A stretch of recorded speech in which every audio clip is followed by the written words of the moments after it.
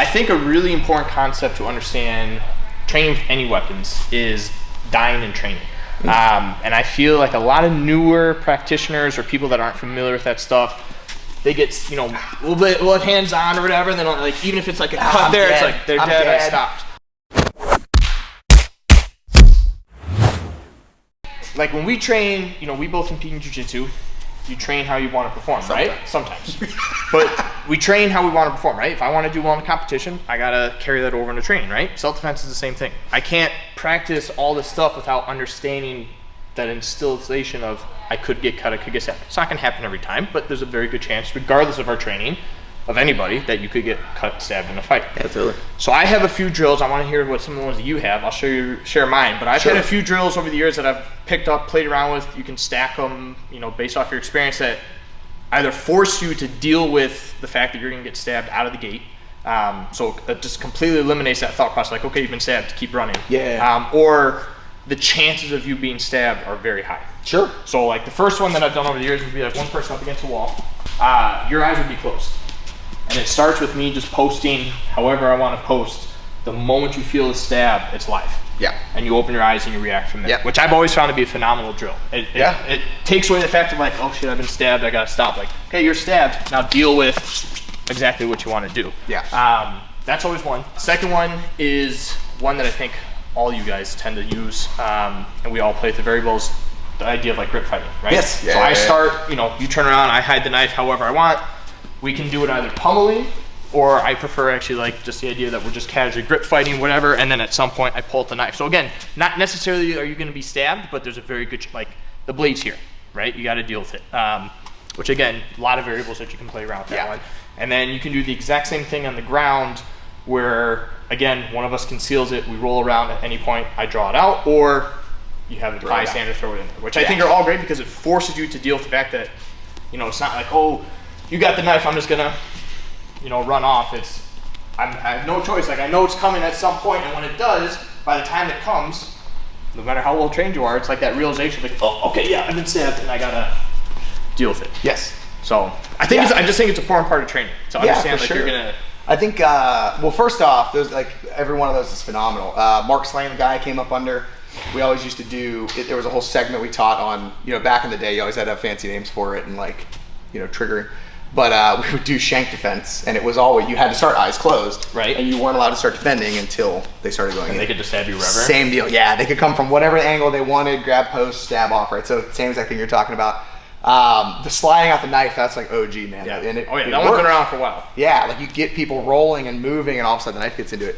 Stole from Ryan Hoover, he does a really fun one where, you know, let's say there's 15 people or 16 people in training. It's got to be an even number. And he walks around maybe with like 3 knives. He hands them out? Yeah, and you don't know who has a knife. That drill. Yeah, and it's great because it's very easy in those initial moments to get, like, people will even do, like, this was always the fun one, right?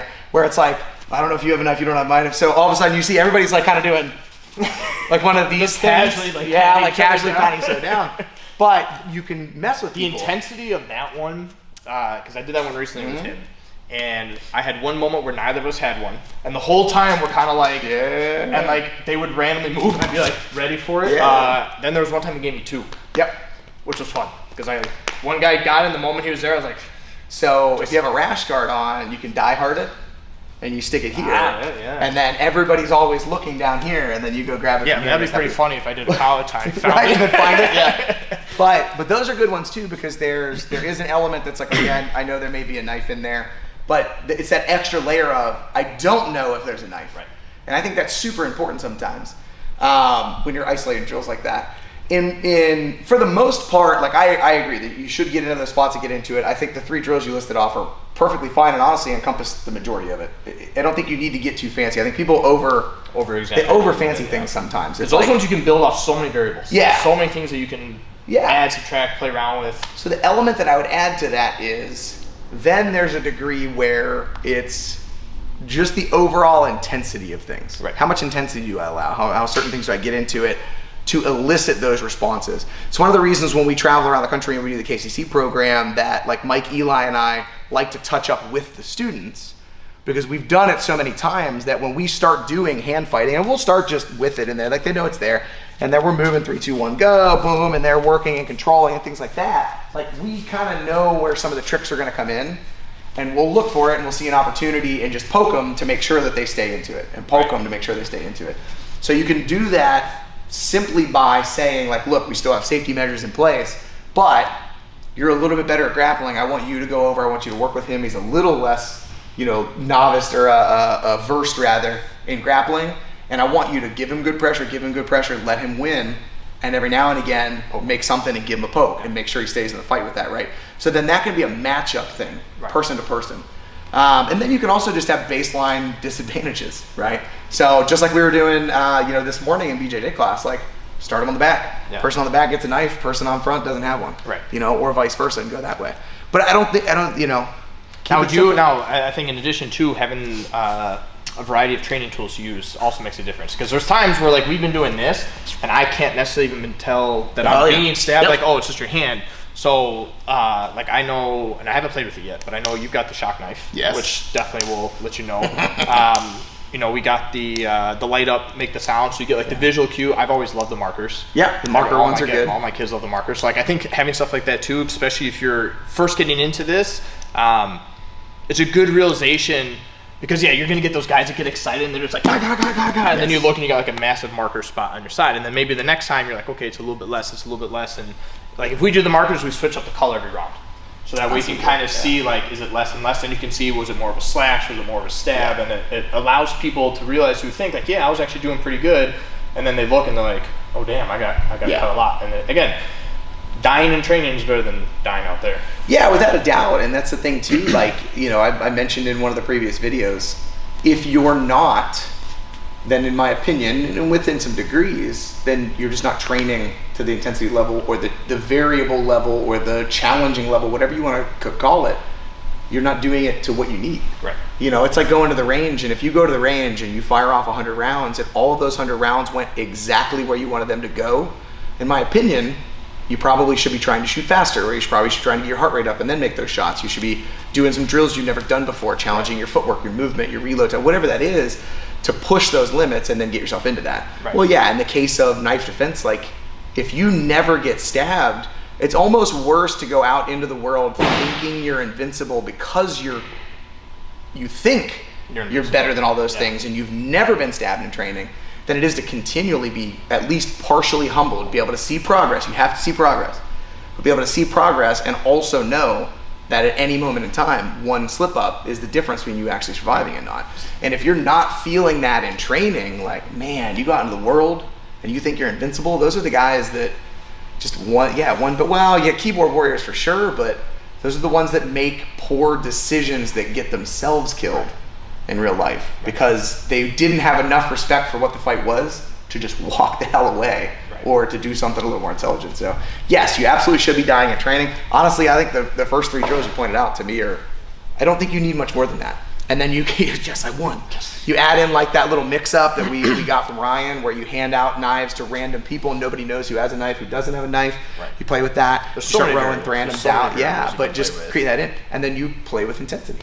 I find the same issue with this, if I'm bridging this to sport, I find the same issue with this with people in jiu-jitsu that don't want to get submitted in training. Oh, yeah. And it's like, it's the same idea. If you're not getting tapped, like, what are you even trying? Yeah. You know? Like, yeah, if I'm one of those days where I just want to go hard with everyone and win, then yeah, I'm not going to get tapped. But if I'm like, I want to play with shit, like, sure, for you it's going to feel great. You got a submission. To me, I'm like, all right, that doesn't work. All right, this doesn't work. All right, got it, figured it out. Like, you have days where I come in to go hard and win, and I don't. Yeah.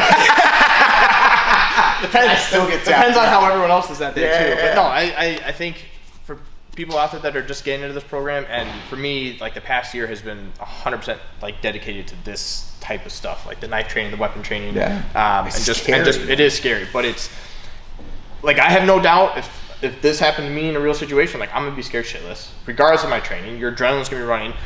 Could I handle myself? I think so, but it's not I think so due to ego. It's because in training, every time I step on the mat, that death time goes down and down and down, or it's harder for them to do it, or I'm in better control in these situations, but it's because we're doing these drills, and I'm not afraid to get stabbed, and when I watch people and they're like, oh dude, you got stabbed like 4 times, I'm like, yeah, but I finally got there. I mean, who says that I could get stabbed 10 times and not live?